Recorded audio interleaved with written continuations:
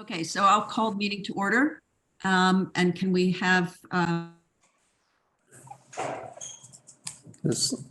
Oh, you're on mute, Jan.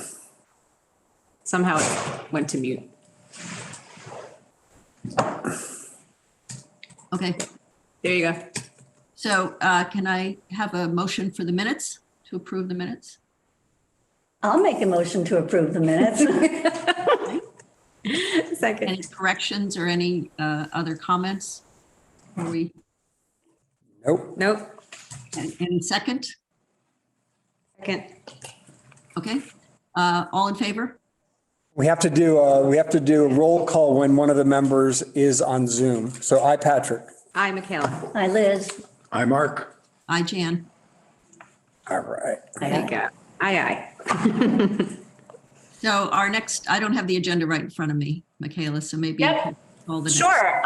Eileen is a presentation from Eileen is the next thing on the agenda from Berkshire Housing. Great. Eileen, you can come join us. Yeah. Yes. Yeah. Yeah. Hi, Andrea.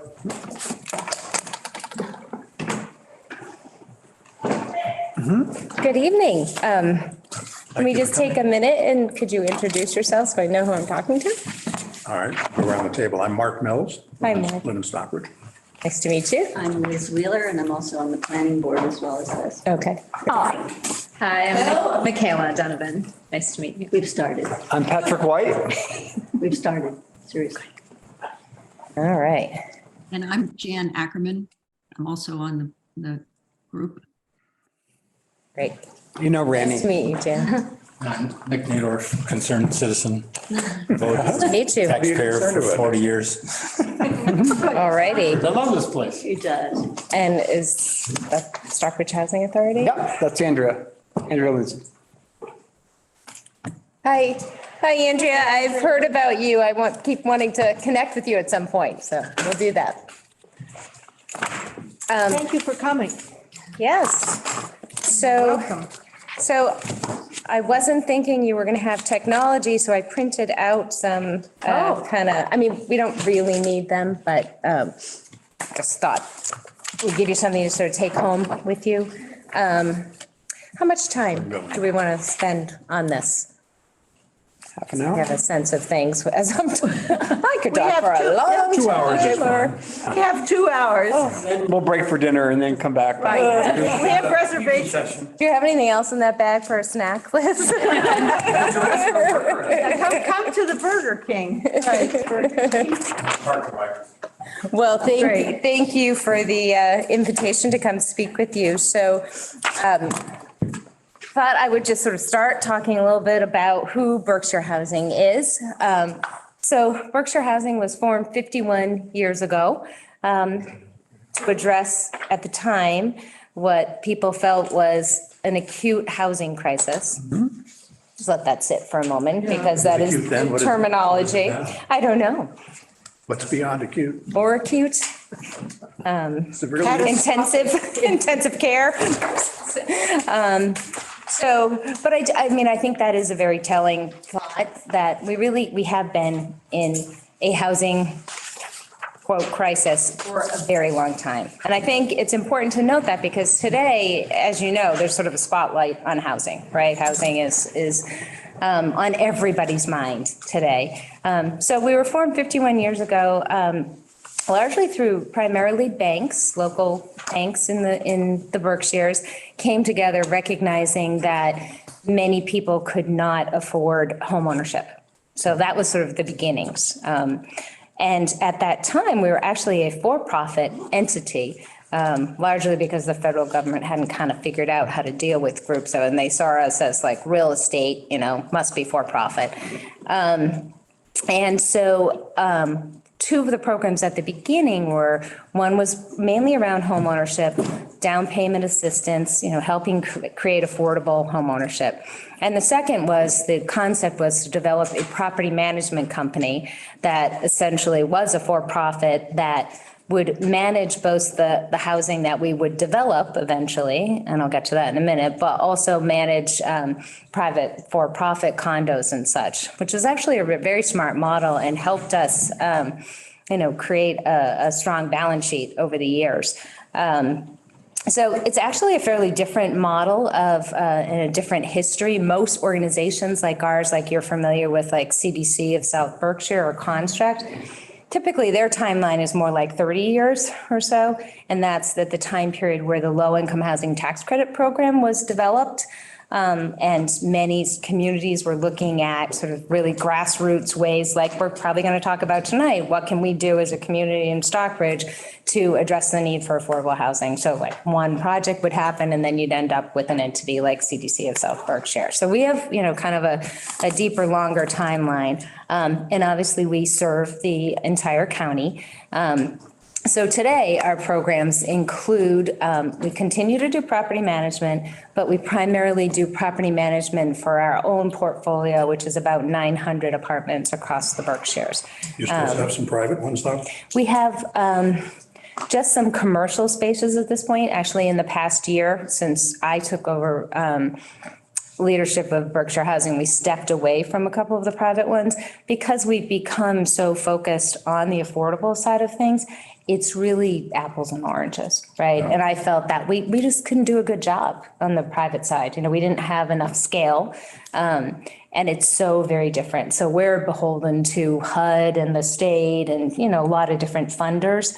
And that's a very different thing than working for like association of homeowners and a condo association, right? So we kind of stepped away from that work and primarily focus on our 900 or so apartments. And we really, our approach to our property management is really what we call mission-based property management. So, we're not only trying to manage that community asset, because it really is a community asset. Somewhere along the line, your taxpayer, your taxes paid for the development, a lot of this housing, right? So we're stewards of this community asset. We're trying to help people living in this housing thrive. Many of them, their issues are far beyond having a home, right? So it's sort of beyond four walls and a roof. They have complex life needs. They have a lot of challenges. So, we work on that side. So we're really about trying to help people maintain their housing, right? Not that other landlords aren't trying to do that as well, but that's really, really a focus of our property management. So about 900 apartments with that. We also administer about 700, what you probably think of as Section 8 vouchers. So we administer those across the Berkshires. So like Stockbridge Housing Authority, has a public housing portfolio and some Section 8 vouchers. We also are part of that. So we have both what are called MRVP state vouchers, and we have federal vouchers. And we are part of a statewide group called the Regional Administrative Agencies. There are 10 in the state of Massachusetts, covering the whole state. And through that program, we both administer those Section 8s, and we also operate a financial assistance program that comes under our Housing Consumer Education Center. So there are, again, 10 of those across the state. We administer the one for the Berkshires. So within that program, and I think this is important for the community to know, it's available to anyone at any income level. So if you have a housing challenge, you can work through our HCEC.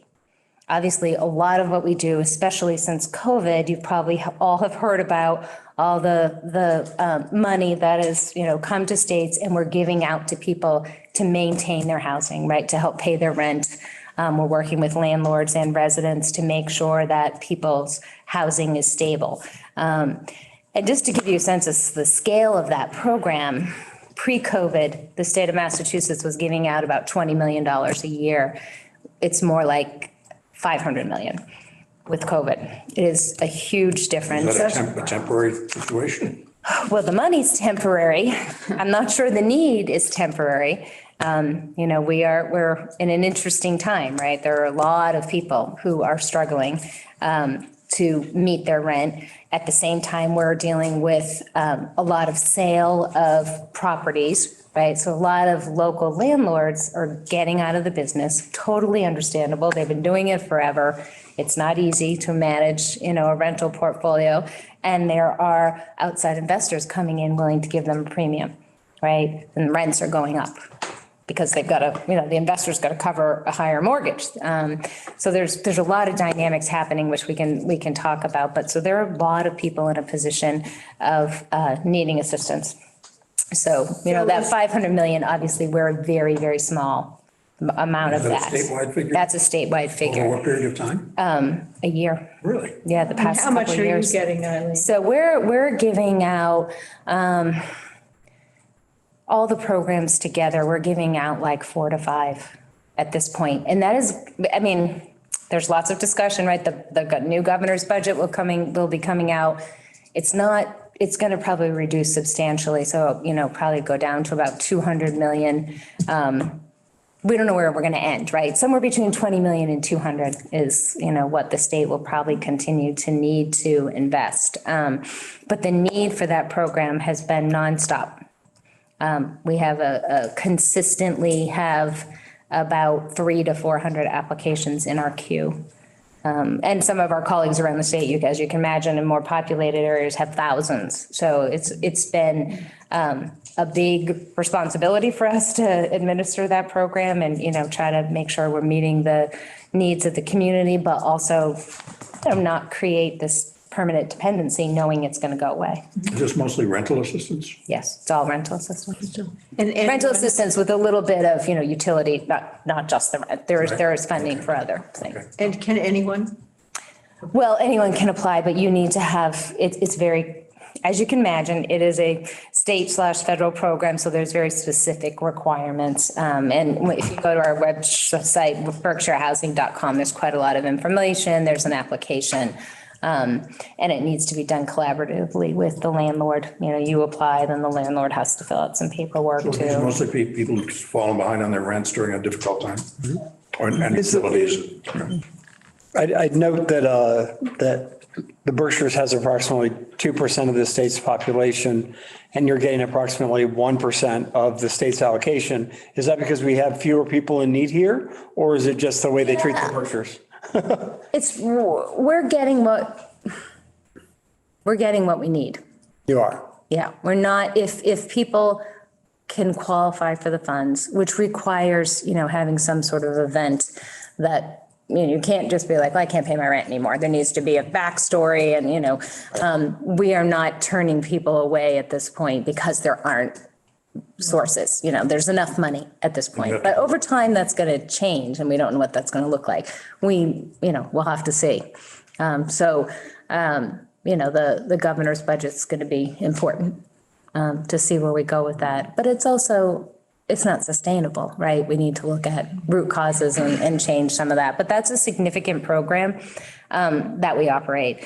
And we do work with Berkshire County Regional Housing Authority, which is our sort of partner organization. We're actually physically co-located together. They run the housing consumer education program with us. Our focus is on sort of financial assistance and getting people, into our housing, what's available. Their focus is often on helping address doing budget counseling, credit counseling, helping people, because as you can imagine, people come to our door, we have very long waiting lists. The answer is no, right? Most of the time, right? Get on the list, do this. So Berkshire County Regional Housing Authority, we can say sort of in the meantime, work with them. They can help strategize, what's your current situation? What can we work on? How can we help to save? So it's not, I think it's important to note that although we're in this time in the past few years where we're giving out a lot of sort of emergency assistance, we do also work with people to try to address root causes.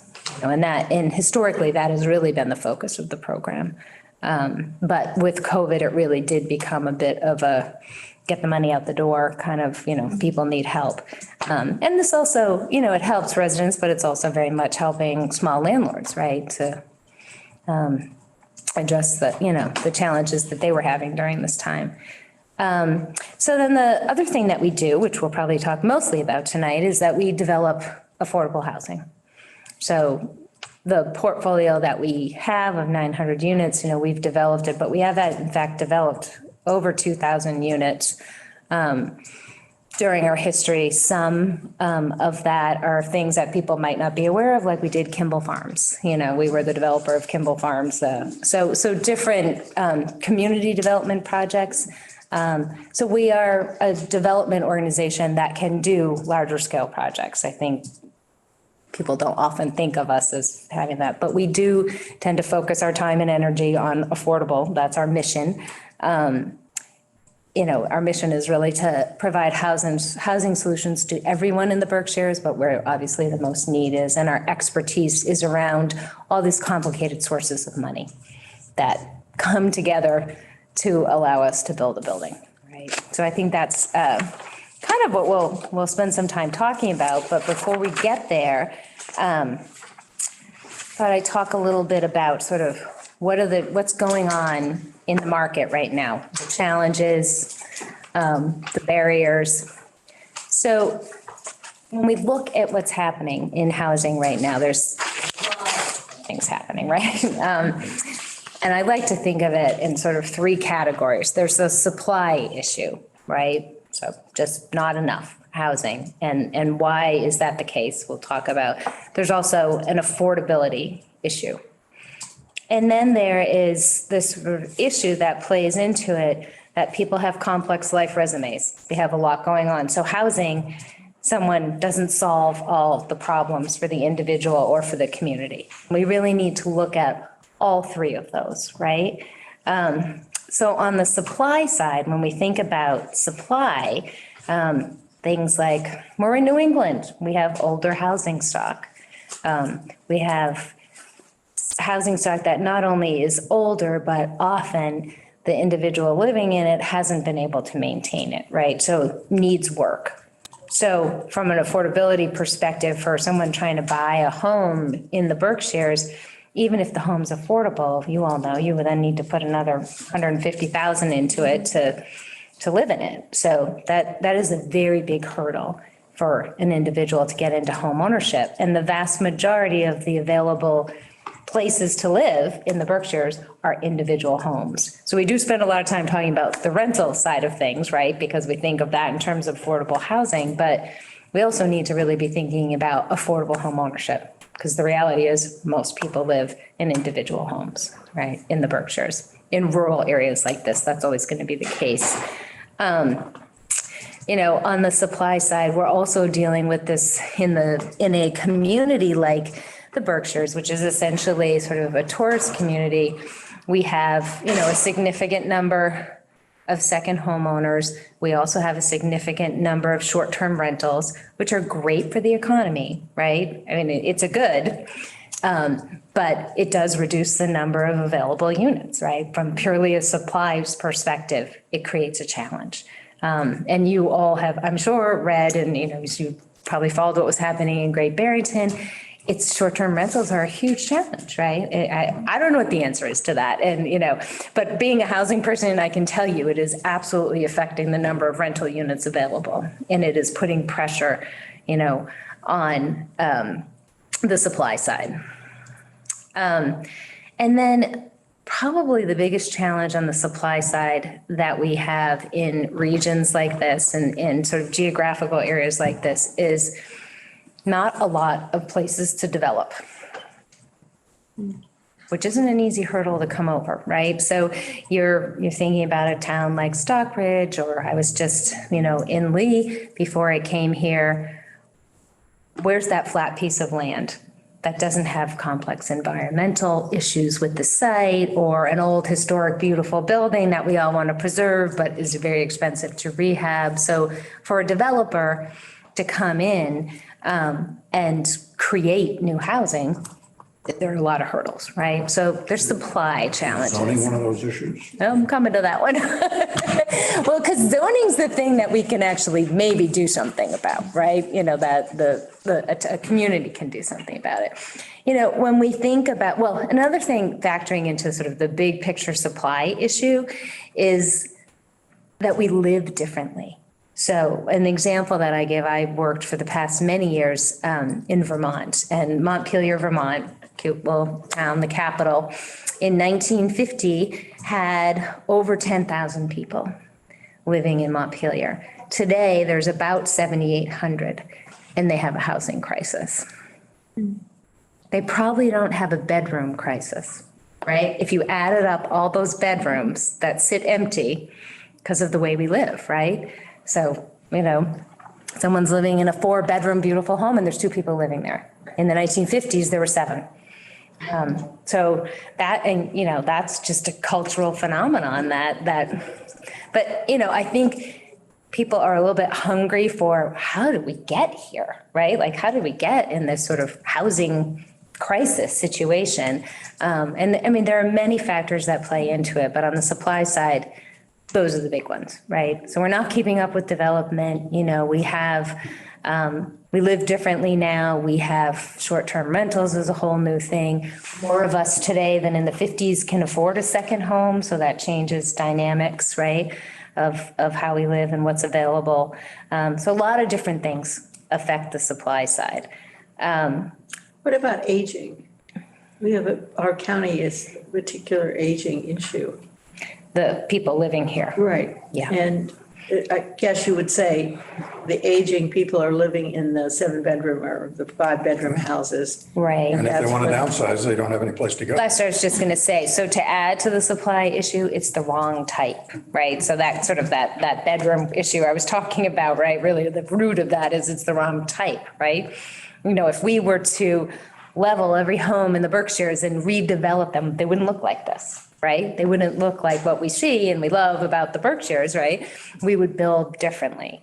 That's not easy to do, right? But that is certainly part of it. So the aging population, I think, sort of affects 2 issues. Yes, it's sort of where does one downsize to, right? And what does that look like? And can we develop housing that's affordable to build, right? And that there are renters who are, or even potentially, condo type situations, sort of downsizing to a condo because you still want to be a homeowner. Like, why don't those get developed, right? And that does circle back to sort of the availability of land.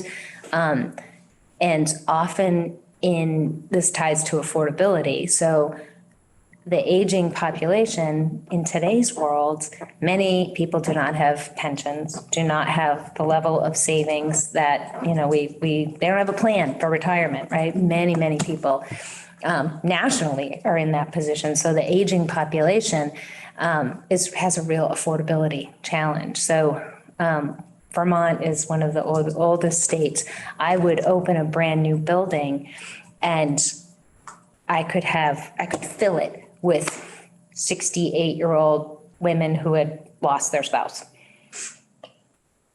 which is not what people think of as affordable housing, right? People that's not even on their radar, right? They're thinking like the young single mom who, like that story, which is certainly who we're trying to serve as well. But that number of people who are needing affordable at any level, whether it's sort of subsidized, at a 30% area median income, or it's at 120. There just aren't options. They can't maintain the home, right? They need to be somewhere else. So aging population definitely presents some challenges. Broadly, when we think about affordability, it's largely about flat wages and the wages in the Berkshires, right? The wages are just not adequate to support what we are needing to get in rents right now.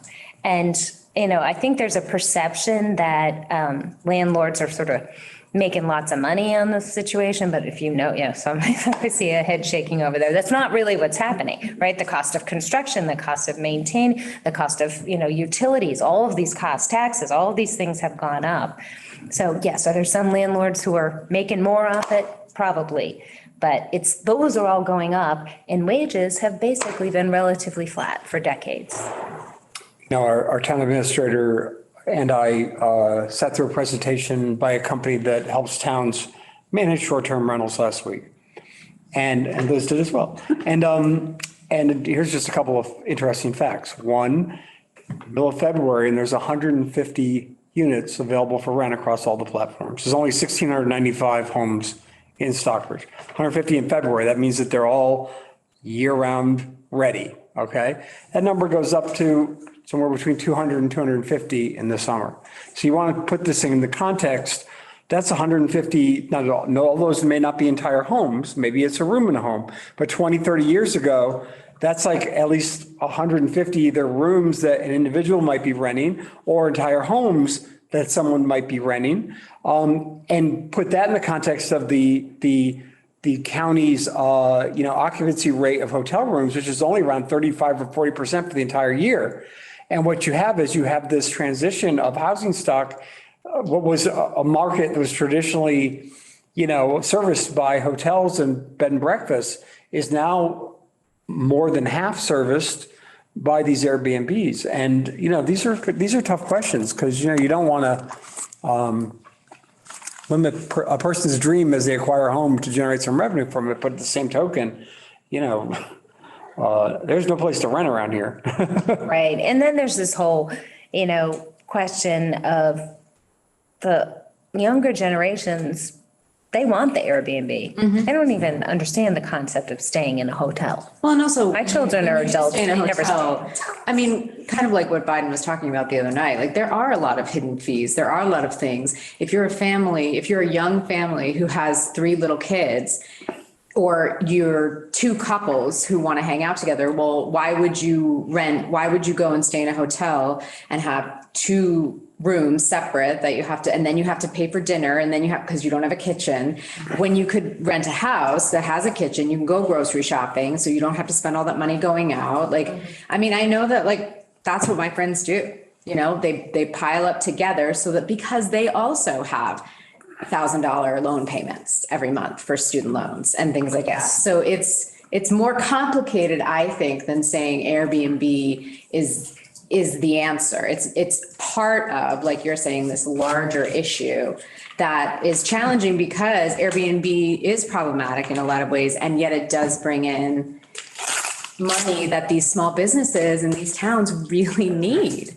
Absolutely. I mean, seeing the Christmas, thing that Stockbridge did was awesome. There's so many people who came in for that, spending all their money on Main Street, which was great, Right. So it's really complicated.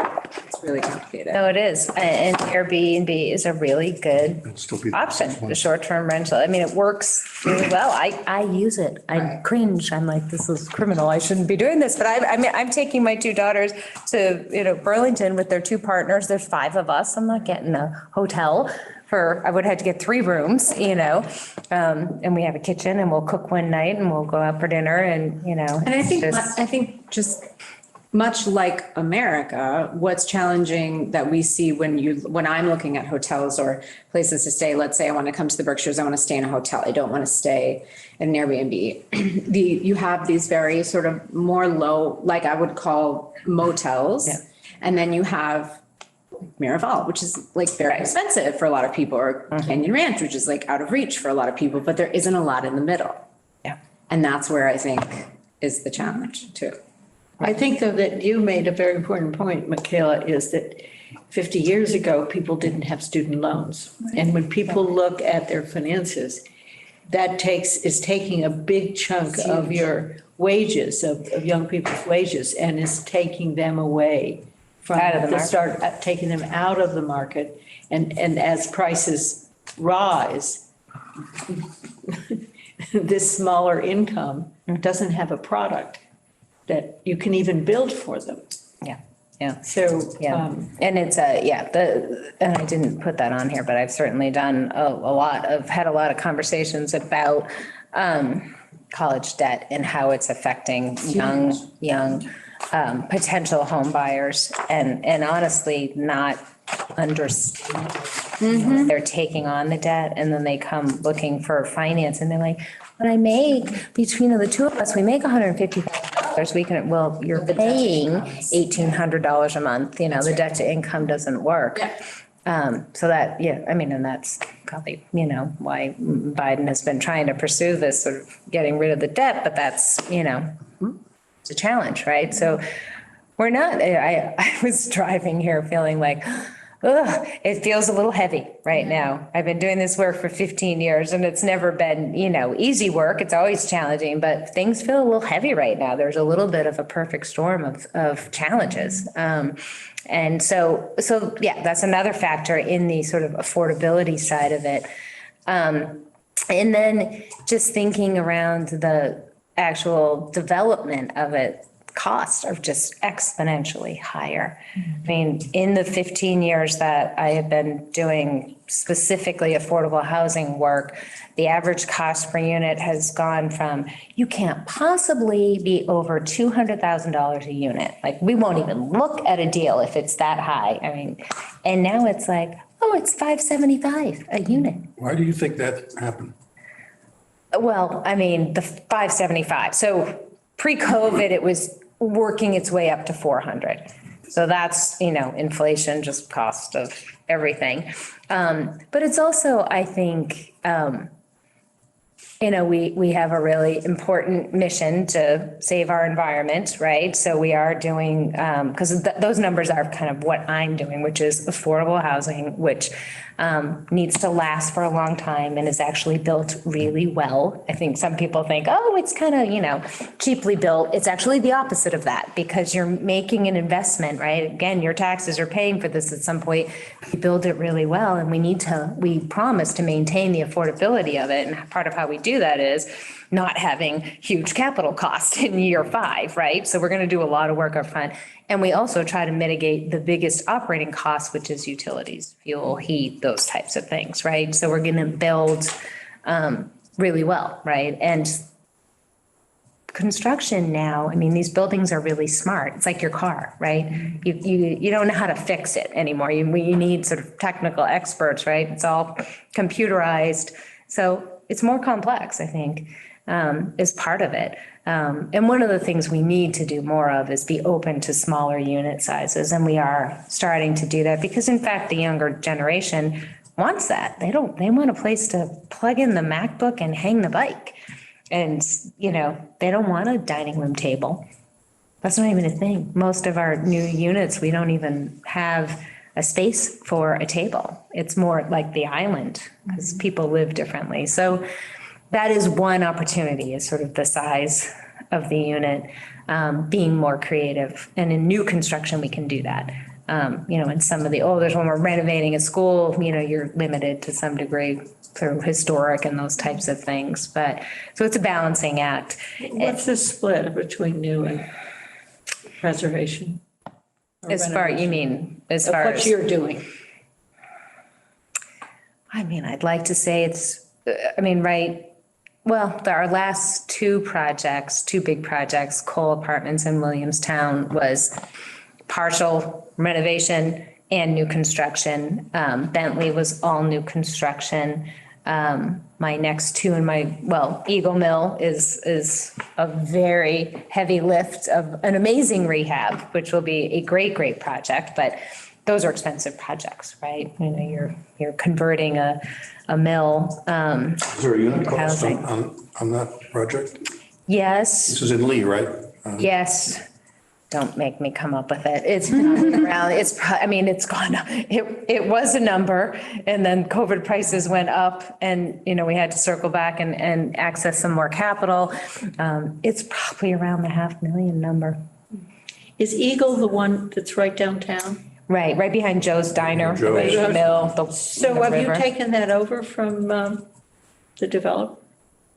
So there is a group, Jeff Cohen, probably you're aware of. So they are essentially condoizing that project into what will become like 4 or 5 different phases. And so we're taking over, the main mill is the first 56 units. So that one hopefully will start construction like this summer. We're waiting on a little last bit of funding. Once that happens, we'll, be able to get to closing and start construction. And then there will be a new there's an opportunity, a site for new construction. So again, a mix, right? You're going to do that? Yeah, the new and that's the old. plan. Yeah. And then there's potentially a third phase that we will do as well, which would be new construction. Is that condos or rentals or a combination or? Looks like 2 will be the new construction. The old is all rentals, 56. Mix of some what I would call low market rate units and affordable units. The new building, we don't know what it will be. It's just a box right now, but it will be, some mix of rental, affordable, market rate. And then the third one is actually along the road, where you see all the sort of, those houses are all coming out. There's an opportunity there to do some retail on the bottom, condos above, maybe. We'll see. It's really over the next decade, but that first big chunk, which will really address the mill, will take down the Union Mill, focus on the Eagle Mill, and that will be 56 units. So that'll be the first big chunk of it. Are you still going to do the commercial? Just We'll see, it's probably 7 years out. We'll probably do the second new construction of housing and And then then do the the- roadside frontage, yeah. No, I was thinking of the smaller building when they were going to have a restaurant or something. Yeah. Oh, and then so actually Jeff Cohen and his team will do that. Are So going to do yeah, I think it's called a tool shed or something. So the building to the left there, they're planning on doing that as part of it. And they'll do that, at the same time frame as our initial project. So in the next year or two. Sorry, Patrick's trying to ask a question. I want to ask a few Stockbridge specific questions.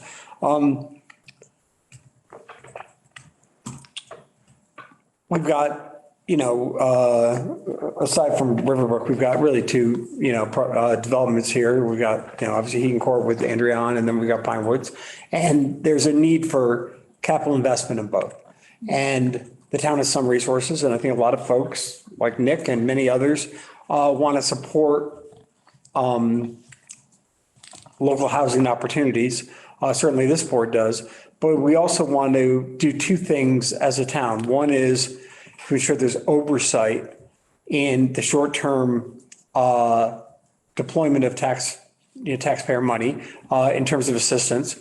And the other is encourage the planning necessary so that we can leverage town money to provide, to attract other sources of capital, because it sounds like the scale of what's needed here is probably beyond what the town could go it alone on to support, or what our partners can support. So can we focus on really kind of recommendations to you? It may fall on us, less so with Town Hall, because we've got a quasi-independent agency in Andrea's group, the Stockbridge Housing Authority, and a completely independent group with Construct. So it's not really our job to manage them, but how do we kind of provide enough oversight to give folks confidence that it's money well spent? And is it typically, like in our position, is it typically a consultant perhaps that helps us sort of, triage and manage projects? Is it, we've got both short-term issues and long-term planning and kind of, as Randy likes to say, putting together the capital stack, which is a new term that I hadn't heard before last week, or our last meeting, We talk a lot about the capital stack in my world. We've got, 15 or 20 minutes left, and I'd like to really get your advice on the specific situation we're in. So one clarification I want to make, Andrea, is your portfolio state housing or federal? Unmute. Unmute, Andrea. It's weird because she doesn't look. She's unmuted, but we're not hearing you. She's unmuted? Yeah. She says she- Yeah. Try unmuting again. Maybe whack the side of the computer. Does anybody else know the answer to that question? Stockbridge Housing, I should have looked before I came in, I didn't. Hold up a 1 if it's state or a 2 if it's federal. 1. State. She is. Okay, so 1 and 2. okay, so both, okay, that just helps. So I don't want to presume that you don't know this, but I think it's worth sort of explaining it out loud. So public housing and what Pine Woods is are very different beasts. right? So that they're structured in very different ways. Sort of the quick history is, public housing, was started way, almost 100 years ago, right? And the idea was primarily to serve extremely low income individuals. They're built by HUD, typically still owned by HUD, right? So there are entities like Stockbridge Housing Authority and others who manage that portfolio for HUD. HUD gives them money every year to pay the rent. And they also provide capital for capital improvements. Now, as you can imagine, many, many years later, it's a very imperfect system, right? So, and there just is not enough money available for the capital improvements that are needed in many areas. Now, I wish we could hear from Andrea, but she may or may not have that challenge, right? So If you re-log in, you can use your phone for the audio. When you log in, it gives you a choice to do that. So then, and typically HUD federal properties have a little better capital available. The state public housing portfolio is significantly underfunded on the capital side. Right. And it is actually one of the big recommendations that I was part of the transition group making recommendations to the new governor. It's one of the recommendations is that we need to address that. We need to put some money because at the end of the day, preservation is critically important. Now, it's a hard sell, right? The new building, the sexy new building is like, woo, we created new units and it's fun and it's wonderful. But if we don't preserve what we have, right? So that's the challenge with public housing has a certain set of capital stack that's a smaller stack, but maybe a better funded source with the state and HUD, right? Whereas Construct's property, Pine Woods, needs probably a substantial capital stack. I mean, my understanding is it probably needs over time like millions of dollars. So typically, what would happen in that scenario is that there would be what we would call a resyndication or a restructure, brings in new capital, the entity. So the low income housing tax credit program is the primary vehicle for capital, typically provides 60 to 70% of the capital for new construction. So like Eagle Mill uses we use low income housing tax credit, probably 65% of the capital is coming from that. The rest is soft money coming from the state and a variety of different sources. It would be a similar type project to do Pine Woods. So to answer the question for a project like Pine Woods, it would be, there's gonna be so many people worrying about how that money gets spent that you don't need to worry about it, right? Because the state. In the short term, there's also some needs that are Yes, pretty significant. We got a CPC bond request for $750,000 investments, which is just the tip of the iceberg. And I don't know that, the town has the resources to fund at that scale, which tells me if we could do something less, we're going to have to triage the request and figure out what's really needed as we put together the so-called, tax credits and capital stack to it's going to take leverage more. 3 years. It's going to take time to do I that. get that, but how do?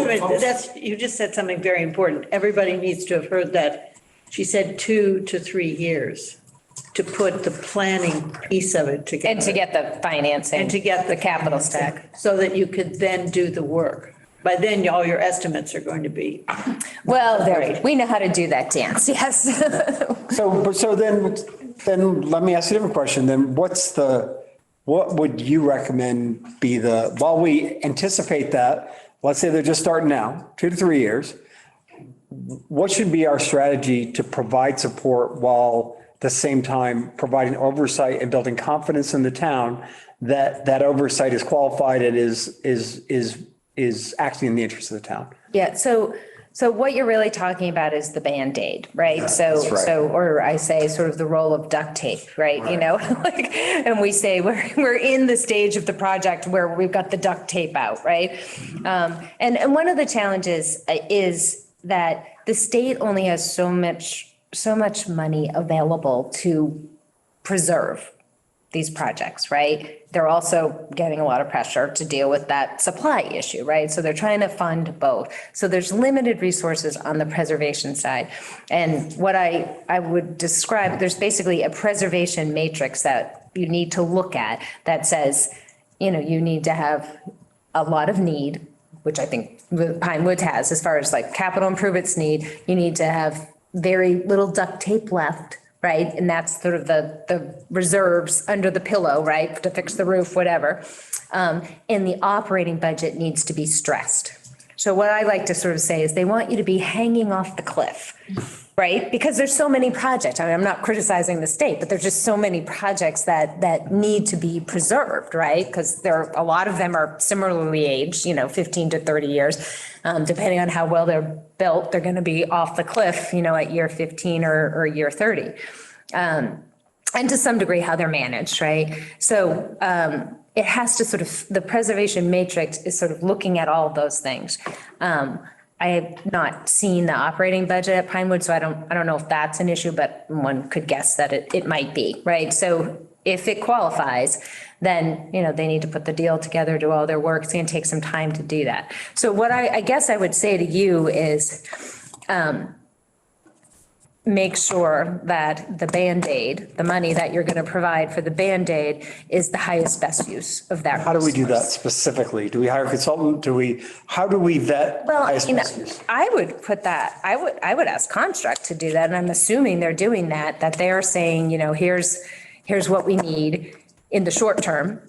But I would want to see sort of both pictures at the same time, right? I wouldn't want to take my whatever, $100, $200, $300,000, whatever you're going to give them now, without knowing that there's sort of going to be a larger project, right? But even if they execute a capital request perfectly over the next 2 to 3 years, let me ask you, what do you think the chances of it being funded in preservation? Is it 1 in 3, 1 in 4, 1 in 2, slam dunk? I don't know enough about the details of that project, Well, let's but. talk about kind of the macro though. You So- say that with the governor putting more money in to preservation, I mean, what's the landscape? I mean, it's fundable. So the capital stack, right? So there's a different answer for each layer of that stack, right? Some of the sources are more available than others. Typically one that would be used is a form of the low-income housing tax credit that is called 4% bond financing. That one is a little less competitive. So if that's available, that's going to provide, a good chunk of it, 40% probably. I think, there is a desire to invest in the Berkshires. And from my understanding, there's a bunch of families that live, there's a good story to tell, right? And a part of that story, so to cut to part of the chase of what you can do, is your commitment and you being in that conversation. If the town is putting any kind of money on the table, it makes a big difference. Right. And therein lies, I think, because every dollar that goes in the Band-Aid is potentially better spent as a dollar in the 20% of the quote capital stack, and I think that is a really important point for folks in the town to understand, which is that it's my understanding that the more that the town can participate in that eventual solution, the better chance it is of being successful. And so we want to be a little cautious, I think, to really vet what the immediate need is carefully and not deny, but rather preserve so that we can participate as much as we can, because that's going to give us a better chance of success. I a little bit disagree with you. Well, I don't know. I'm asking. You have to. That's a question mark. You have to be part of the bigger solution. You got to put something down, but the amount is not as critical in some ways. So, I mean, all right, just say you had $500,000. I don't know. You could spend, 400 now.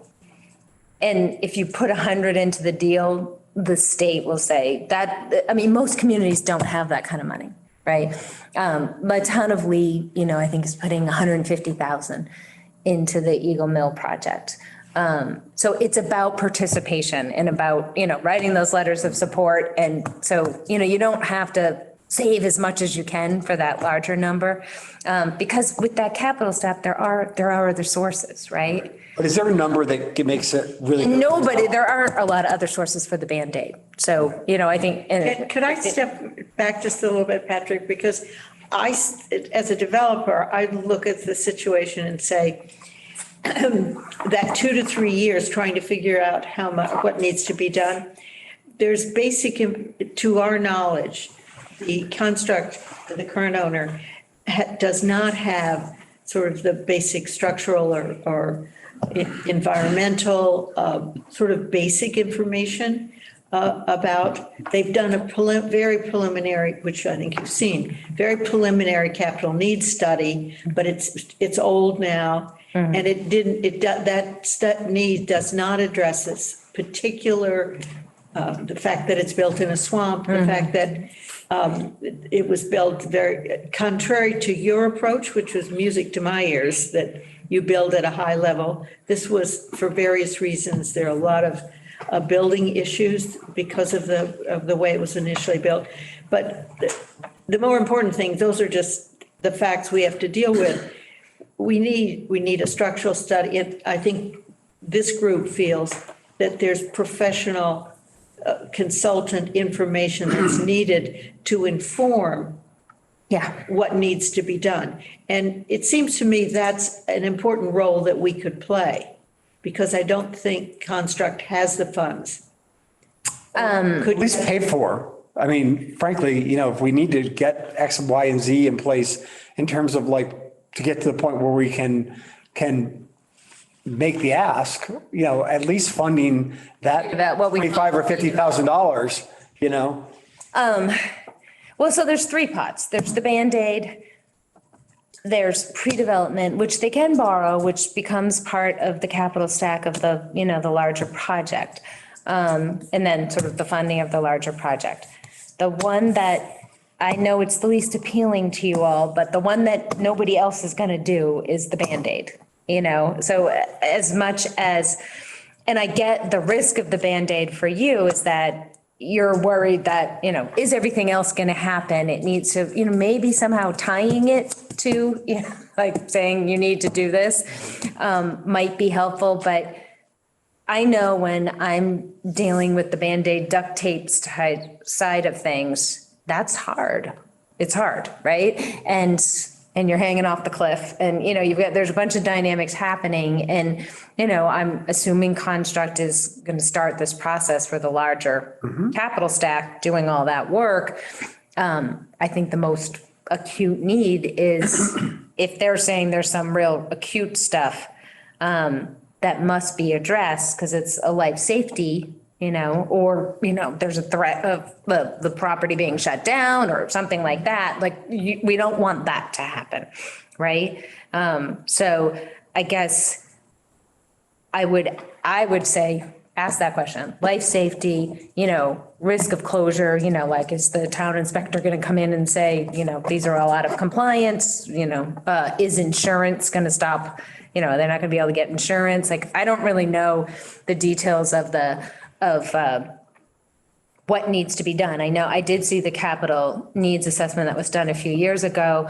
And when I talked to Jane at Construct, she let me know that they had addressed several of those things. So I'm not sure what they're asking for. And it's not, now. you know, yeah, we'll know that there's less, the need is great. And it's not, there's nothing wrong with having a great need. I mean, that's just the fact of the matter that we're finding ourselves in. You know, I think that there's some hesitancy on the town's part to specifically bond or borrow without having the long-term plan in place because, yeah, we don't know if there's some much larger issue. You don't fix the roof if the foundation is, you know, is unfunded. You know, we got to make sure that, you know, that it, you know, it's. And there's some, I guess, you know, it's possible that they start to look at the building and they say, God, we should really level this thing and build new. That's right. So that's a possibility. But if you're putting $200,000 in to keep 25 families housed for the next 3 years, it's still maybe worth it. I think that's how you have to think about it, you know? I mean, you could hire a consultant to make sure you do your work, but I mean, I would like to think, you know, that Construct is a good nonprofit partner and is going to, you know, report to you and you could just sort of say, I mean, they're going to have a consultant to do this to be part of it, I assume, you know? And we certainly are available to support them with some of that, you know, we're just bigger and do it more often. So yeah, it's a bit of a challenge how to balance that. And yeah, it might not taste really good to have to do the duct tape, but I do think sometimes you end up in that position. And I will say the town of Lee, I mean, I have a project in Lee. They just gave us a little bit of ARPA money because we're in the duct tape mode. And that helps, like Just $120,000. the scale of the duct tape is, the proposal we got anyway is 750,000 That's from a the lot. town and $250,000 from a loan from a local bank. And it may be that is the duct tape amount, but boy, then we've got to, That if that's the duct tape amount, that raises the flag.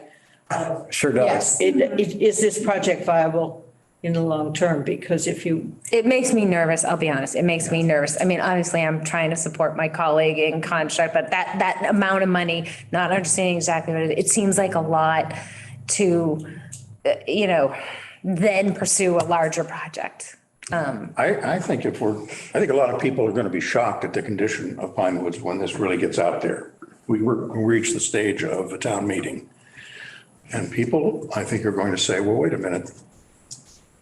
The way this has been operated all these years has resulted in the need for multiple millions of dollars to get it up to standard.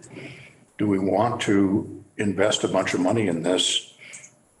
If we do, what's going to change in the way it was operated so we don't get back in the same situation? It seems to me that the way it's been operated, that whatever the rents are over there are just not enough to support the ongoing operation of the place and any kind of a budget for capital improvements and repairs and stuff like that. We've gotten into a deep hole with the way it's being run. But I think it goes deeper than that because that's the way it was built. Right. It can partially be the way it was run, but it's also like, there's clear issues with the way the structure itself was put together, which But is it still causing comes down to the major fact that issues. Right. whatever rent checks are being written and whatever the costs are just to run the place and to manage it is still well short of what's needed to really We operate. gotta remember though that, okay, on $1 million in necessary repairs, if you were to capitalize those over 10,000 to 10 years, let's say these are repairs after all, these are repairs and maintenance and ongoing needs. Okay, that is $100,000. That is a third of the operating budget of Pine Woods. I mean, I think they generate what, $330 a year? The problem here is that they were given a bill of goods that had some defects. wait a minute, let's get the story right. Construct built this. They weren't given anything. Well, actually, CDC of South Berkshire, I think, was the Yeah. developer at the time. So not to, go back in history, but so there are just some projects like this all over the country, right? We've learned a lot about what we're doing, right? And the best intentions, right? But they're, CDC is still small, so I imagine they were small 15 years ago, right? They don't all get built great, right? And there's as far from the only what we refer to in our field as white elephants, right? And it is what it is. So that there's definitely, I think, some construction challenge. Just when I first looked at the pictures of it and went, whoa, that's an interesting design. There's stuff there, right? And then there's the operations. And the concept of the operations is that basically it's built with essentially zero debt or a very limited amount of debt, right? That's the structure. And that the rents are then, made affordable because you don't have that debt. And today, we don't build things without planning for the capital needs that you were talking about, the $100,000 for the next 30 years. And we will even pre-fund reserves to make sure that we have the funds. They weren't doing that 15 years ago. There was this sort of idealism in this industry that like, it's going to work. Look we can make this work. We're going to make enough money. We can pay the rents. And they're designed in a way that, so basically rents are going to go up 2 to 3%. But costs are going up 6 to 7%. So you know where that goes, right? It goes south at some point. So then you don't have enough money. I have a financial background. When I first got into this industry, I was at this sort of training around these distressed portfolios, and I kind of raised my hand and I said, sir, this would never pass any Harvard case study. We'd all say, nope, I'm not going to invest in this. And the comment from the professor was basically, right, but we do it anyways. So there's a bunch of this stuff like out there. And we just need to figure out solutions, right? So this is the preservation solution, the preservation matrix and bringing in new capital restructure is where it needs to get to. I don't think it's worth a lot of energy in sort of figuring out why it got there. It's probably bad construction. It may be some level of mismanagement, but they were heading down this path of costs going up and rents, and you cannot increase the rents. The rents are determined by the wages of the people who live in the Berkshires, right? One last question then. So we have a partner really in Construct who could easily be in sort of with the siege mentality potentially. There's a lot more problems. They have the resource to fix. How do we best support our partner? Like, we're trying to figure things out, but it's a public forum and I see the hands going up and no one's, at least not me. I'm not trying to give anybody a black eye. I'm not trying to, do a deep dive into like the history of what happened with 20 years ago and how something was built. We're in a reality of a situation today. How do we best support our partner? I mean, what I think is that I think they need to be really clear about the reality of the situation today. This is what we have in reserves. This is what our operating budget looks like. This is what our long-term plan is, right? The capital stack, the recapitalization. And this is going to be the roll of duct tape, right? And just I would need to see the whole sort of story before I was willing to write the check for the duct tape, right? I think that's a request, and I think that's a reasonable request, and I would hope that they're thinking about it that way. What I'm struggling with a little bit is that this sort of $1 million and the borrowing the 250, maybe they actually, it sounds to me like they think that they only need $1 million to address the needs. That's what we've been I've been doing. hearing 3 million or more, Right. but I'm not sure where that. From Construct No, or no, from? no, that was from you. That was from me. That was from Eileen. All right, I knew I heard. That was me just I knew I looking heard at a it. number. So that's the difference I'm struggling with. So I think if maybe their consultant can show you that $1 million is enough, that's the pressure point. I'm not sure. It doesn't seem to me, based on looking at that building, that $1 million would be enough. And so that to me is like an oversight Band-Aid that's still going to need more, 3 years from now. And that I would worry about that investment, right? Could I just step back? We talk about the duct tape and the planning and the long-term Yeah. preservation, I think is Yeah. the word we're using. But there's a step before you can get to Band-Aid in which I mentioned earlier, and I just want to stress, where I think information gathering about the real conditions of the building are necessary. And it seems to me that is a $50,000, maybe $60,000 effort, which is within something that we can do, that we can step up, maybe provide the whole thing, maybe in a joint with them. A joint would be best. But we could do 80-20 or something with them to get that information. Because with that professional information, we could then know whether leveling it is the only option that makes sense, going forward with duct tape for a year or so, and then having a real serious plan with this beautiful capital stack that we're going to find in the sky, right? And turn it around. But the problem that's bothering me right now is that we were told certain information. And because we believe they're professional and that's the business they're in, and none of us at this table is a professional as you are in this business. We are citizens who care. And we have a community that cares, and we have some funds to do it. But we were relying on their information, and we feel at this point that that they haven't approached it in the same way that we would approach it.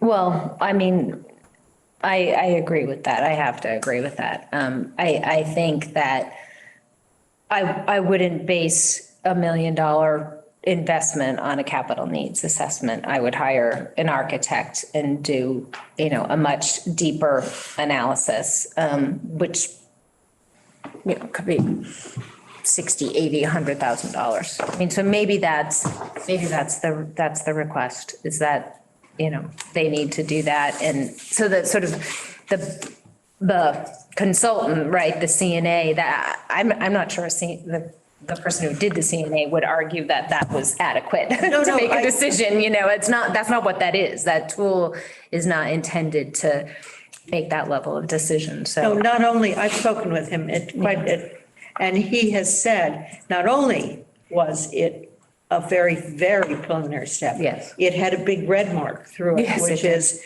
there was no structural information. And so, to the best of our knowledge, that's just the structural piece hasn't been done. These are the pillars and the steel above the pillars that hold the buildings. Yes. So maybe there's the two pillars things. sitting Maybe forward. you throw some money at an architect and you say, we're not comfortable we're not confident that this $1 million stack you're putting together is adequate. We want an architect to assess it and come up with their, version of things. But we also want you to tell us if there are any, very serious life safety issues that need to be addressed immediately, right? That could put the building at risk of closure or the residents at any kind of risk, right? I'm not sure that there are. I think that they addressed those from the CNA. From my conversation with Jane, I know, there were boilers issues and things like that. I think those things have been done. And, hopefully that's the case, and you can put more towards, and that architectural, that money, that what we would call pre-development money would be part of the project capital stack at the end. So your money would actually be already in the capital stack, in the bigger project, if you put it there. That's very helpful, Eileen. We'd like to do this in a very collaborative way. I guess we've now gotten off the track a little bit with your program, That's but totally okay. you have now helped us, I would say, enormously with that particular local issue. What the other big piece that I wanted to hear from you is that once we focus on and hopefully solve the problems of Pine Woods and help Andrea, who's doing a rather can you hear us now, Andrea? Good. Yes. Can you? You're back. Okay. We can hear you too. All right. Now we can hear you. Good. Anyway, I was just going to give you a little thank you very much. But Andrew's doing a great job over there. It's not that you have your own needs, but I think we have a very collaborative way of working with you. And hopefully we'll be able to also provide whatever you need that's within our resources. But one of the ideas is perhaps hiring a consultant to help Andrea access more funds. And just, the housing bond bill, which is in the legislature, is going to provide hopefully a significant amount of capital for public housing. So Great. they'll have some sources available like Construct has available. What are, you couldn't say, Andrew, are you both a state and a federal project? The units here at Heaton Court are state aided housing. And then we have the small voucher program. Okay, so So that's- no federal public housing, just the voucher. No federal, no. Yeah. So that means HUD, she can't get HUD money, Right. capital. It's through the state. So everything has to come through the state for Heaton Court. Okay.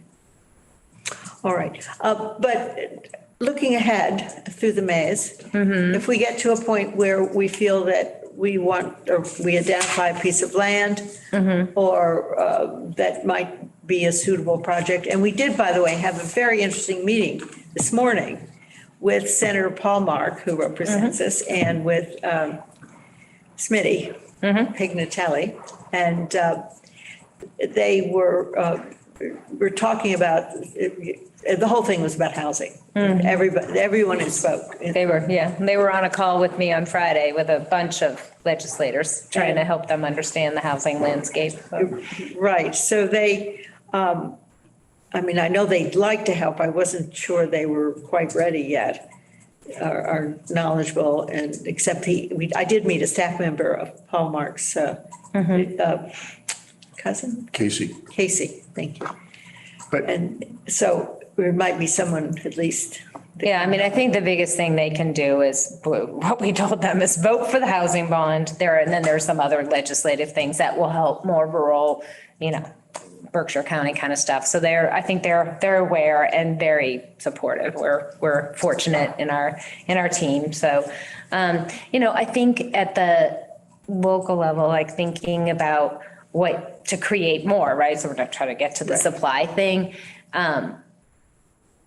Having a affordable housing trust like you have is invaluable, right? Just knowing that you're committed to it, writing a check for whatever you can when, a deal comes together, writing letters of support, addressing any zoning issues, looking at, zoning through, the way I describe this is that so towns really need to sort of get dressed for the date, right? You need to create an environment that is appealing to a developer, whether it's me or a private developer, right? And so that's, addressing things around like density. Like, do we really need to have, 2 parking spaces forever, or do we need to have this much land? Can we think differently, right?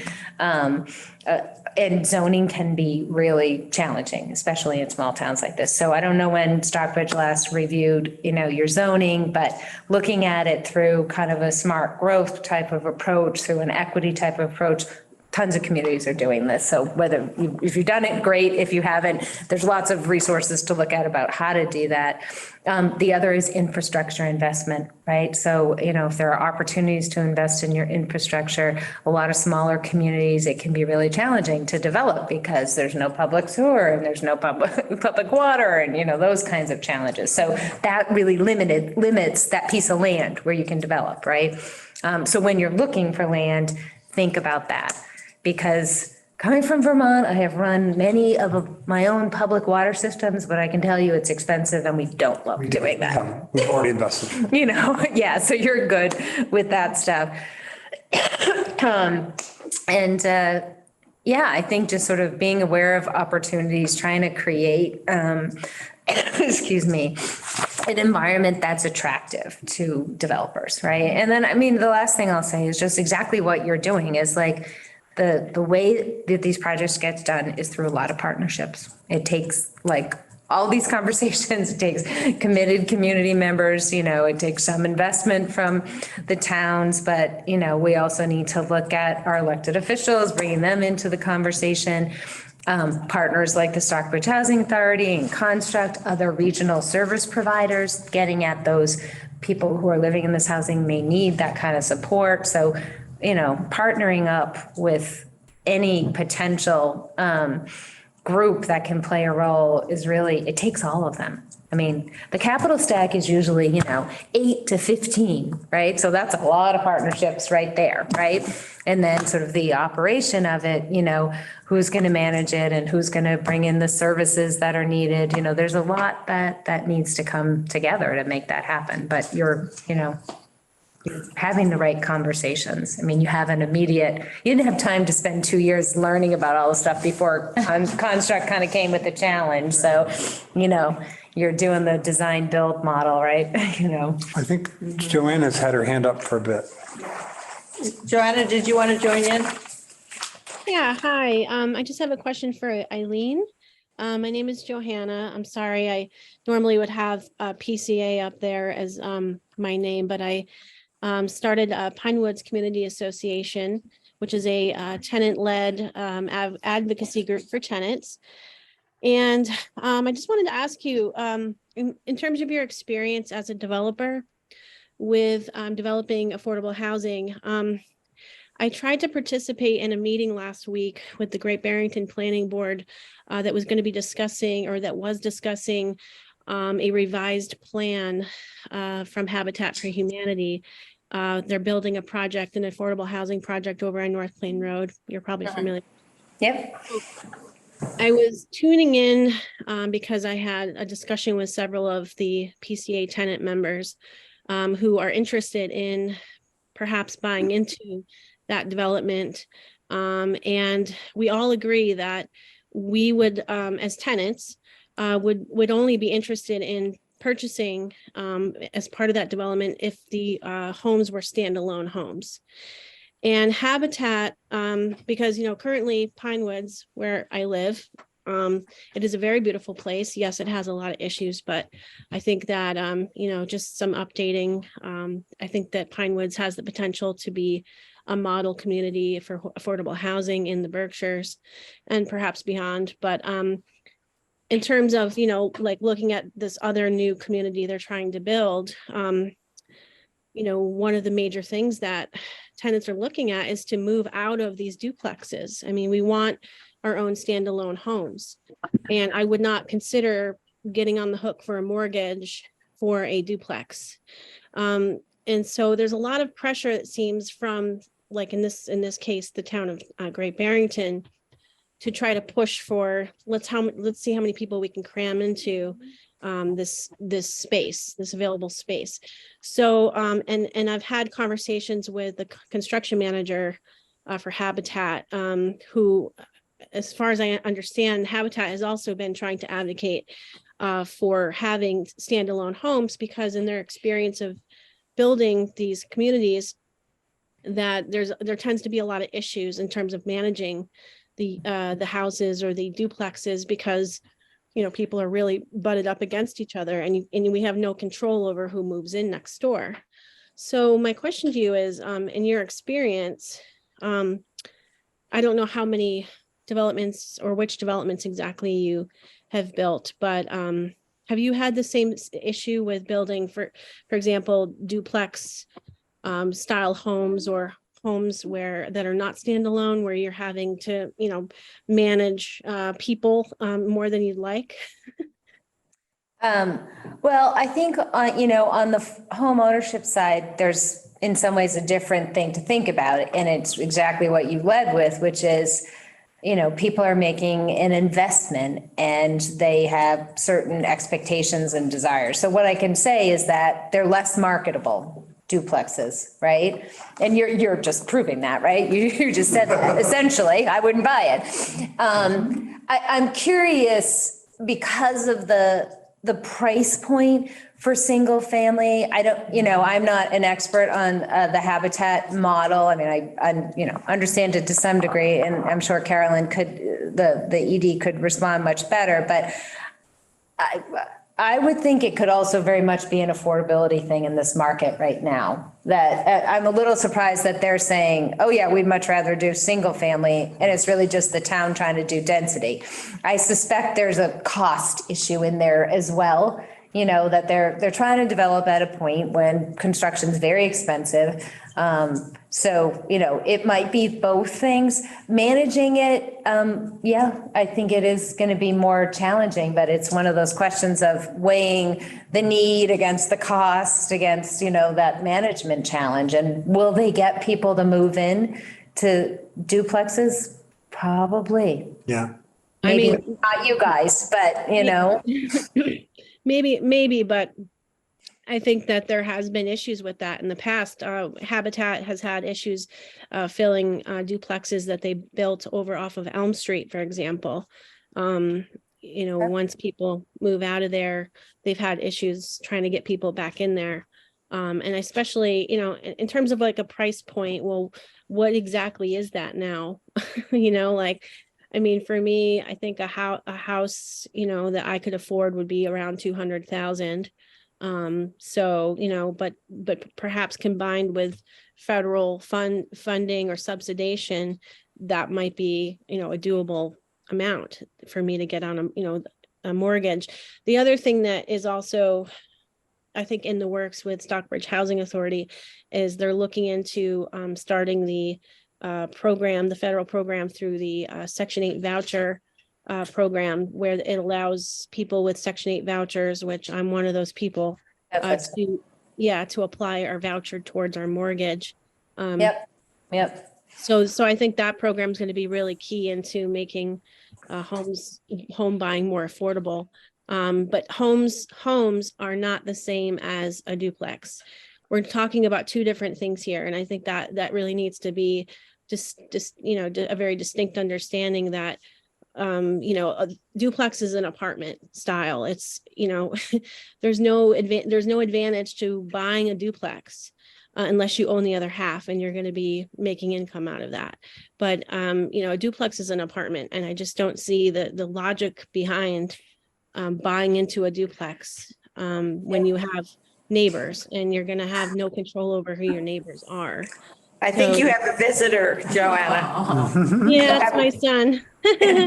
Hello there. Look, All right. I think just to sort of wrap this up, I think, your points are valid, but I also think there are other factors playing into it. And, I don't know enough about those dynamics, but I think, they probably will sell, and it is likely an affordability challenge. Andrea, we should talk about the, voucher to home ownership, because we're definitely looking at that too with our voucher program. So it can be challenging because the price point is tough, as you probably know. but also, like, lots of people have condo style homes, and they're both condos and homes. And I don't think we should prejudge, because it could be that the differential between where construction is today and land is just simply too great based on what makes it affordable. And have to have a higher price point, you're going to block some people out of the market. So I think that there's lots of solutions that need to work, and what we just need is more options for people, not to We're off the table.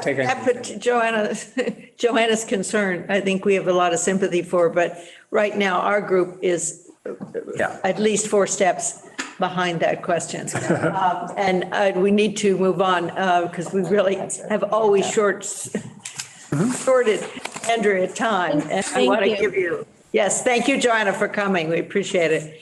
Andrea, could you just give us an update, particularly while Eileen's here? She may have some thoughts on how we can help. Sure. And I'm very excited to hear that Berkshire Housing is going to do the home program. I can't wait to talk to you about it. We're thinking about it. The numbers are hard, but we'd love to chat with you. Maybe together we can figure out how to make it work. Yeah, that is one of my updates. I reached out to Holyoke Housing, who is doing the program. It looks like they do down payment and closing cost assistance. Yeah. So I'm waiting to hear back. Okay. So my other updates are the CPC applications. I ended up submitting 2 in the final hour. I put one in for 15,000. Joanna, can you check? Oh, sorry. Thank you. What's that, Andrea? Okay. Right.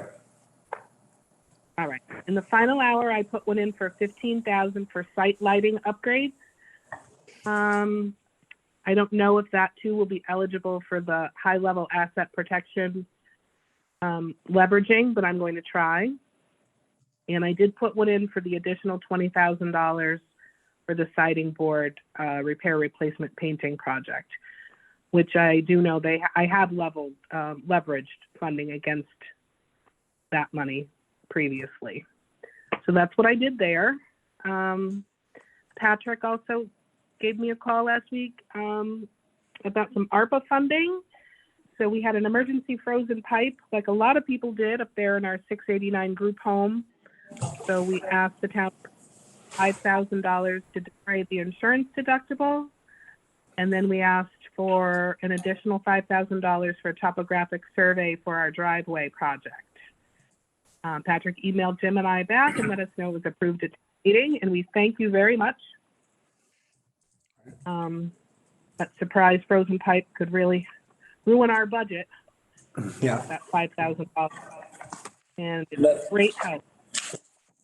And that's approved now. So Yeah, that's already been approved. So you just need to work out with Erica, the town treasurer, and the town accountant about how to get reimbursed for those expenses. Okay, and we thank you. And the last update is the property here at Heaton Court. We had that grant from Mass Housing. So they're going to look at the rest of the property and see if there's anything else suitable for building. And that's our update from here. All right. That's great. That's true. So your total ask for CPC was 35,000? Yes, Okay, great. 35. Did you think of adding anything from your wish list? It's too late now, but, Yeah. it's like- Well, I the mean, site- we do have some funds if there's something. Lighting was on the wish list. And I'm going to be very busy very shortly with the cement board project, and we're going to have that and the hood vents over the stoves coming up. So I didn't ask for anything else on the wish list because I feel like I'm going to be very busy shortly getting some big projects moving here. Okay. The only comment I'd like to make, Andrea, on the Section 8, as you look into that, and I think we did offer that if you are very busy, if having some help doing those applications or research or whatever you need. But I would personally think that the down payment assistance program is less helpful, and Joanna could speak to that, but it's less helpful to home buyers than the monthly being able to use their rent and apply it to their mortgage. And I don't know exactly what's involved. It just seems like if they're paying, if the government is willing to pay for rent, why not use that money for home ownership? It's the same amount of dollars. Thank you, Randy. What? She said, thank you. Thank Oh. you. Yeah, I would have said the same thing. All right. But I don't, you're looking into it. I would say if there's a choice between down payment assistance and monthly. The problem is the monthly isn't enough to cover the mortgage because the cost of home ownership is so high. So that's what I'm worried about, Andrea, that we need to talk about that. Like, I don't want to create a program and a hopefulness that we can't actually operationalize in the Berkshires because the cost of purchase is so high. So you would need like potentially really substantial down payment assistance to get it to a space. And the AMI is so low Subsidy. here that people, if they're making enough money to pay that mortgage, they're priced out of the program. So, it's basically you're in a situation where it's a great idea, but unless there's a lot of other money around the table, when home is purchased, the mortgage has to be way lower. Right. Even the subsidized housing cost is, Patrick, there's other places in, there's other housing authorities in the state that are doing this program in that way. They have some other way of supplementing, but I know that. It's the market's different, the rents are different. I've had conversations with some of them too, and it works in some spaces, and the question is, can we make it work here? And it sounds like we'll try to figure that out, and certainly, go In forward. Eastern Mass, it's more expensive. I mean, a lot of times the rent's more expensive than even here. So if they're able to make it work, I don't see how it couldn't work here also. And I would say that I am committed to finding out exactly how it works. And if we can subsidize somebody's mortgage and make them a successful, homeowner, I think that's great. And we will certainly look into it all. Terrific. Well, we'll talk and we'll see what we can do. Thank you, Andrea, and you will let us know if there's any help that we can give you, that extra support. Yes, I will. Thank you. okay. You probably wouldn't mind going home. Thank you. I need some food, but you probably all do. You want to go for The burger night at Once Upon a Table. special nice. deal? Well, another time I would, but I'm kind of on the very end of a cold. I don't know if you can hear my voice is like, that's partly why I'm drinking so much water. So I think I'm going to go home and have some soup that my daughter made me and get comfortable. Good. Thank you. Get some chicken. Eileen, you have been spectacular. Thank you very. Well, I'm very glad to help anytime you good. want me to come visit. I'm Maybe- happy to pop down. I suspect we may be turning to you. All right, well, it's wonderful to meet you all. Nice to meet you. Thank you. Here's soup. Thank you. All right, let's see what, given that Yes? Liz is gonna get after me if we don't get this done, right? All right, did we approve the minutes? We did. Yes. All right.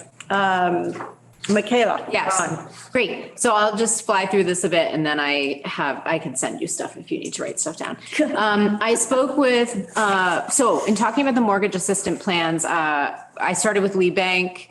I spoke with Bonnie Maysfield, who deals with the mortgages. She's in the Great Barrington office. She was lovely and extremely candid, which I appreciated, and very helpful. So she says Great Barrington / Housatonic has an affordable housing grant, and Lenox and Lenoxdale also have one. She said, in terms of moving forward, if it's something we want to move forward with, that she suggests we work directly with the town of Great Barrington or Lenox to see how they put the grants together, and their lawyers as well. So she said they were written with specific guidelines that mirror image the federal home loan grant. So they would give the buyer 90 to 95% of what they qualify for and then get an additional down payment assistance grants from the town. She said it's very difficult to find a match. And that's been the challenge with this, that Great Barrington has had more trouble than Lenox because the Lenoxdale area has provided more opportunity for success because there are smaller homes there and their price points are a little lower. Great Barrington, the homes are large. They have more land associated with them. The prices are higher. So in Great Barrington, they have yet to find a match to be able to even utilize this. They have done that a little bit in Lenoxdale, but they've had this in place for at least 4 to 5 years, I believe, and she still has not found a match in Great Barrington. And I would, I think that our situation greatly mirrors Great Barrington, knowing Lenoxdale, especially with the whole cleanup coming of the river, let's face it, we don't have a lot of homes in that price point in Stockbridge, what you can find in a Lenoxdale or, in some of the neighborhoods of Pittsfield or North Adams. Right. She was saying it really is the income limitations that make it hard, that's like right. what you were speaking to. So gave me the Great Barrington contact and, we can reach out to him. And then also spoke about in Lee, they have the CDBG Housing Rehabilitation Grant. So in Lee, I'm just going to, if you don't mind, can I jump to C where Jan and I were going to chat about, just to connect this. I spoke with Chris Britton, the town administrator in Lee. He was lovely and helpful. They don't have a separate housing committee, but their housing needs are being addressed inside their master plan, which is hopefully going to, come to fruition in the next 10 to 20 years. So they have a few senior housing projects, affordable housing, and Eagle Mill, obviously, that Eileen was talking about. They worked that through the Smart Growth Overlay District, so adopting certain bylaws and certain density. I don't know if that's something that we would even have the possibility to look at, but he said the state has a lot of info on that and a lot of good incentives. He said, look at the community contract grant through the state for a consultant. And that they don't have mortgage assistance plans in Lee, but they do have energy and rehabilitation grants, and they work with the Berkshire Action Council for those. So those were some things that I'm happy to like. It sounds like in digging around, you've come up with some new ideas, some other things that we can think about. Yeah, and I want to do a little bit more research and chat with you. And we're about in a community we development have. block grant with Dalton, and we're actually now partnering with Lenox to extend that with Lenox. So that's a great idea, and we are doing that. And that allows folks to, get, if they're income qualified, to get their roof repaired or get siding fixed or painted or whatever. And then on the question of BCAC, the select board used ARPA money to leverage some money available from the utilities to actually fund the kind of energy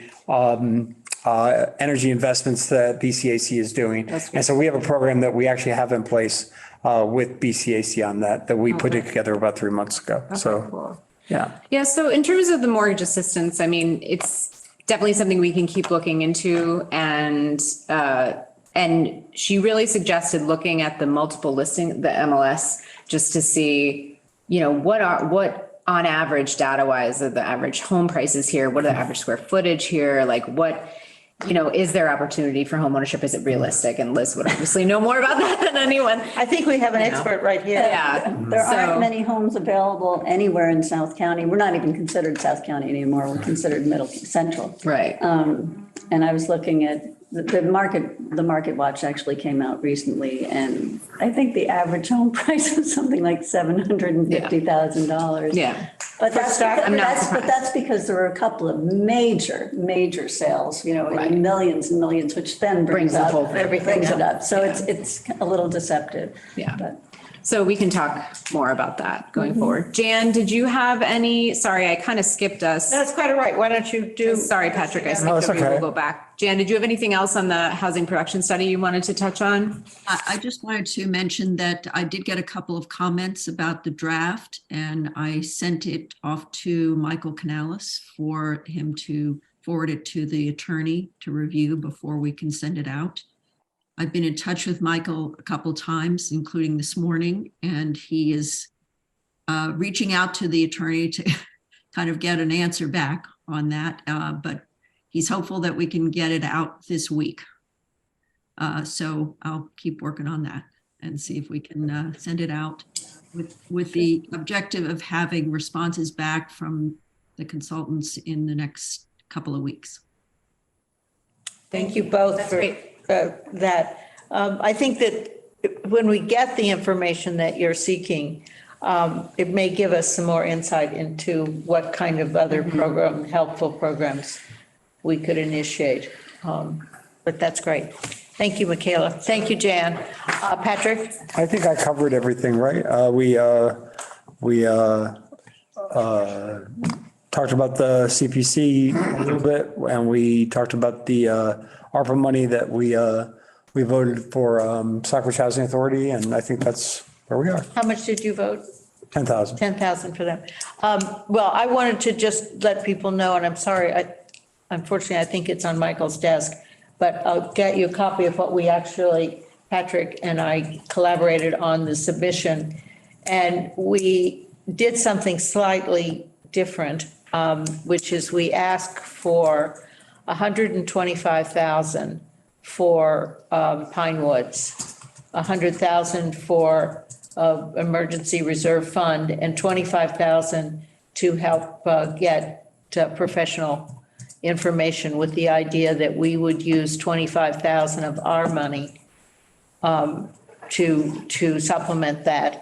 And then in addition to that, we asked them for another $100,000 for general funds to prepare if you will, a reserve fund for a future, hopefully a future project. We'll be able to get through what Andrea needs and what Pinewood needs. And we can begin to look and think about newer projects, but we need to start accumulating funds over the years. Right. So I don't know, Patrick is on the CPC, so Yep. we don't, And in 2 weeks, stay tuned. to be continued. All right, now, Mark, you are. All right, let's try and move through this quickly. Talking about the March 16th meeting of all of the Housing Trust from Berkshire County. This is be 9 a.m. to 2 p.m. at the Lenox Town Hall. And this would be to exchange information on what each of the groups is doing, and to make contact with one another to see if we can help each other as we go along. Great Barrington, Lenox, Pittsfield, Williamstown, they've all confirmed their attendance. We'll get an exact head count probably in a couple of weeks or so. Are we going to have a quorum? Are we all invited, or is Yes. it? So are we we'll need to post that as a meeting. Yes, And, and one of the questions we'd have to is whether people can zoom into it. That's up to Lennox if we're doing I Lennox. hope we can. It's at the town hall. I'll check over there with the Lennox Do they folks. have it? Okay. But yes, it would be a full meeting, so it would be a public meeting. But we could always just send 3 of us, and then, as representatives or delegates, if they can't do post a meeting, you know. All right. That's good to know because Is that the definition of it? You have to have Zoom available? No, not for us. It can be in person only. Yeah, just to let you know, sort of interrupt, they don't have Zoom if you're talking about doing it in where the select board people are. I think it's their auditorium. Auditorium, they might have it there. All right. But they're not doing Zoom nearly as much as we are. This is No, probably no. in person only. Okay. Well, if it's I've heard in about person, can't everybody come if they, If it's a public meeting, then yes. Then people- If it's not a Because public it's meeting, then posted, no. I guess, right? We just have to. Well, that was my question about whether quorum, if quorums of these trusts are coming, then it's going to have to be a public meeting. Right. but is that a problem? I mean. No, I don't care. We got to make sure we go through the rigmarole and post it and, you know. Do we have to have an agenda? Yes, absolutely. All right. Mark, can you repeat when the meeting is? March 16th. So It's a Thursday. Thursday, 9 a.m. to 2 p.m. With a lunch provided. And in my note to the other boards, the other trusts, I said, you know, even if people can come for an hour, they can at least present what they're doing and meet a few of us and make it worthwhile. Lieutenant Governor Driscoll's office has not gotten back to me. I left another message today and have not heard back. We do want to get somebody from the state who can talk a little bit about what these housing initiatives are from the new Healy administration. We talked about it a little bit this morning with the state. Did you talk state with rep. Senator? Well, both Senator Mark and Smitty said that they're waiting for the governor's budget to see what they really specifically want to do with housing to get a better sense of what we might be able to tap into from the new state money for housing. It didn't sound like that they were going to have that information before the 16th of March, did it? No. Sounds like her budget, well, could come out around that time, sometime in March. So, I was hoping that Driscoll could come, or maybe they have a point person for housing. But one way or another, we'll get somebody from that administration in there. And did you say that Eileen is going to come speak to us? I haven't asked her. I think we can ask her. All right. Was there anybody else you'd mentioned? I don't think so. All right. Eileen's the one I think is the most informed. Okay, all right. And since she works in the whole county, that she would be well, you had a chance to meet her tonight. I mean, she's pretty Okay, terrific, that's I terrific. think. Alex, oh yeah, very good. I think one of the questions is rental versus ownership. This morning, again, it came up that there's a real move to try to develop more ownership, if people can do that, to build some equity and some wealth as opposed to just renting. All right, also on the next day, March 17th, the Mass Selectmen's Association will conduct a webinar on affordable housing that I am hoping we will all be able to get a link to if we want. So there'll be some different speakers. Do you know that group, Patrick? Yeah, I'm just busy that day though. Oh, it's right, St. Patrick's Day. Yeah. I thought, I mean, it's evacuation day in Boston, so, that's, people are just. Otherwise known as St. Patrick's Day. Yeah. All right, also, I spoke with Fred Clark. Randy asked me to kind of be a contact person for the Great Barrington Affordable Housing Trust. Had a nice meeting with Fred Clark over at that little tea house in Housatonic, which I hadn't been in before. He's an architect and was involved in the Berkshire Hills Regional School District for some years as well. They've developed their own website, the Affordable Housing Trust in Great Barrington. It's gbhousing.org. I actually sent that to everybody today at some point during the day. You might have that in your town email, gbhousing.org. It's a very impressive site. And, we're nowhere near the point where we would do that because we don't have much to say yet, but they've been around long enough so that they have, got quite a bit up there. And they have a range of projects from small to large. There's, for example, a house at 40 Grove Street that they're working with Habitat for Humanity, and that they would intend to rehabilitate a single family home there and sell it to an income qualified first-time home buyer. So just one building that they got a hold of and they're fixing up. Then, we heard reference to the North Plain Road project in Housatonic. This is over near that rug place, and you know, there's a place. Yeah, the carpet. Yeah. The carpet spot, okay. Country carpet. Country carpets, there it is. So That's where it is? it's close to that. I just- That's, and the North Plain Road is right there. That's And a this pretty is area. 7.25 acre site. The Affordable Housing Trust awarded the project development rights to the Central Berkshire Habitat for Humanity to rehabilitate and develop a 7.25 acre site with up to 20 affordable homes. Habitat will eventually own the site. Units owned by income qualified first-time home buyer households. The town secured a $3.2 million Mass Works grant to pay for infrastructure work at the site, which would include water, sewer, roads, that sort of thing. Let's see what else about that. So it's something on a large scale as well as an individual thing. And they have a down payment assistance program that they work with, and they also have done some emergency rental assistance to folks that are having trouble keeping up with their rents. Something that Eileen kind of mentioned. So that's what's going on over in GB, and we'll hear more because each of the towns will, at our March 16th meeting, prepare a little presentation on what they're doing, what they've accomplished, what their projects are, and Pittsfield and Stockbridge are both relatively new, but the other towns have been around and have been doing things, so we can hear what they've been up to and learn some things and make some contacts, people we can call and say, hey. Yeah, that's great. It's useful. They're so. I mean, sort of if a down. lot of the housing trust people knew each other and were a phone call Right. away, That's great. I think we could all have a resource that would help us. Anyway, that's my thing. Would you send me a copy of that? Yes. Make it a lot easier. It's a lot of words there. I know, word salad I gave you there. Terrific. All right. Okay, Liz. Oh, okay. This is easy. I spoke to Pine Woods today. We were concerned about some boilers. There were 2 boilers that had trouble getting through the cold, but they were fixed. Good. So they didn't completely shut down. They just needed help. Joanna, is yours fixed?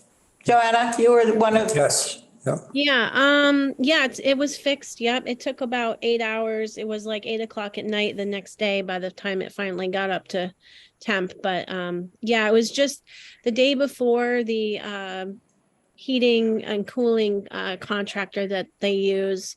The contractor had forgotten to adjust some kind of valve, and yeah, so I guess it was an issue of the contractor just forgot to do something, and it didn't let the heat, like the boiler wasn't working basically. So Okay. yeah, I'm anyway, it's all fixed. Okay. I'm very happy it was such an easy solution. Yeah, thank you. Otherwise, she said everything was kind of status quo, and then that's what we got. That's a very simple. Because they have submitted, Construct has submitted to CPC also. So to be continued on that point. Next 2 meetings, the 6th of March. I think that we cleared last time. Everybody's okay Yeah. with that date. What about the 27th? Were you able to get the room? Yes, the 6th is done. Okay. The 27th isn't. And this is in addition to the 16th? But we're having that's right. Well, we're having We should the, just do like the 6th and the 16th. Yeah. okay, all right. So you want to skip the 27th? Yeah. And we'll move into April? 16th of, oh, the 16th. Has anyone got their phone or, Patrick, could you just look at the calendar? Let's pick a Monday. That seems to be working. Right. April is the cruelest month though. Wait. A little TSL for you. How about the, I don't know, 3rd, 10th, 17th or 24th? Okay, anyone? How about the 10th? The 10th is Easter Monday, so we can do that if you Good want. idea. Do you want to miss that? It's not, it's not a Okay. day, but I might not be here. yeah. All right, what about the week before, the 3rd? 3rd? 3rd is. Third? Liz, That's okay. okay. There are no holidays then. Jen, could the 3rd of April, Yes, that's fine. is that okay for you? All right. 4 o'clock. Yep, April 3rd. I'll get the room and the other. All right, so our next meeting will be the 6th, and we were going to, Don has been wanting to have the director of the CDC in Great Barrington come. So we'll ask him to organize that for the 6th, unless something else comes up in the meantime. Good. That would be our speaker. Great. All right. And I'm sorry, I don't know your name. Our guest is, Nick Nato. My card's right in front of you. You want to keep it? I will keep that. Would you like to ask us anything? Did you learn anything that was useful? I'd like to be a part of some kind of brainstorming group. Meaning if we all got together, had some good ideas, nobody had any negative input, I think I have something to share. All right. Would you like to share one at our next meeting? That would be fine, which is the 6th. The 6th. The 6th. Could you come and we'll put you on the agenda? I gotta see. The agenda? You can also be an unofficial member of PCA if you'd like. Yeah. You're going to be part of a lot of things here. Excellent. All right. Anything else Okay. for that agenda before I? And what time is it on March 6th? We meet at 4. I'm gonna be here. Yeah, I'll be here. right here. All right.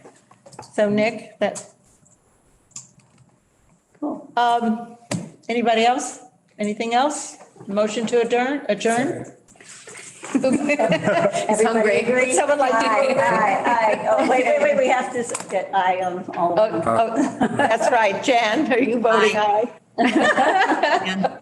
Hi, Patrick. Terrific. Aye, Liz. Ladies and gentlemen. Hi, Mark. There you go. There we are. Thank you so much. Everyone. Yes, and thank you, Liz, our social director. You do everything. Note taker. You know, I have to feed us.